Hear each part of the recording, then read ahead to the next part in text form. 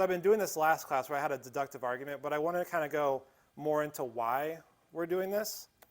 And so I heard you talking about this already, so you kind of beat me to it. But so a deductive argument is where there's two or more premises that lead to the conclusion being true, all right? So like premise one is all men are mortal, right? Do we agree that that's true? Yes. Okay, if true, we go to the next one. Socrates is a man. Yes. Okay, conclusion, therefore Socrates is mortal, right? So basically, if all the premises are true, then the conclusion derived from those premises has to be true, all right?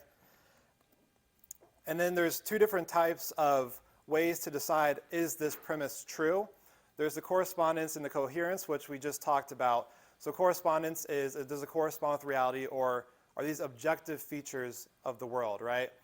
Coherence is the statement that you make has to be consistent with all of the other things that make up that statement. So to give you an example, 2 plus 2 equals 4. Which one, is this true first off?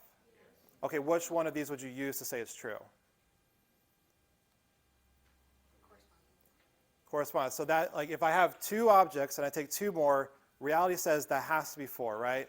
Now, something to note is you have to also look at the person making the statement and how did they actually get to this conclusion. Because you can actually use coherence to get 2 plus 2 equals 4. So like, let's say a child, I tell a child 2 plus 2 equals 4.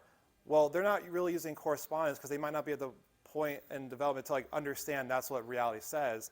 They're just looking at their parent saying, I trust my parent, I know they tell me the truth, and because of these things, I believe this is true. So they just use coherence to say this is true. Right? So you could use both, but if, let's say I said 2 plus 1 equals 4, the child is still going to use coherence and say, that's true.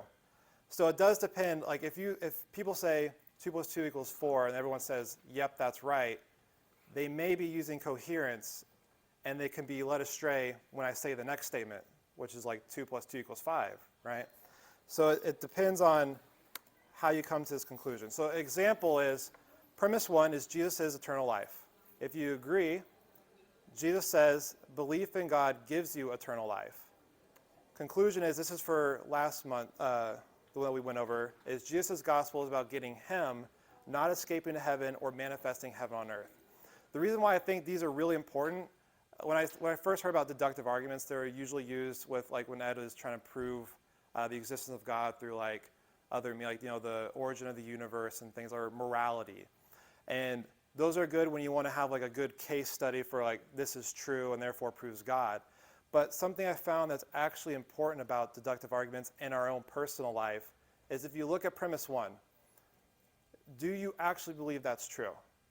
I think the premises are very important with these deductive arguments, because if you have a statement like this conclusion where Jesus' gospel is about something other than him, if you don't have these premises in your life and you know for a fact they're true, then you're not able to reach these conclusions. Like if someone comes, like Brandon Robinson says, you know, Jesus was just showing you the way is like, you know, you just act like him.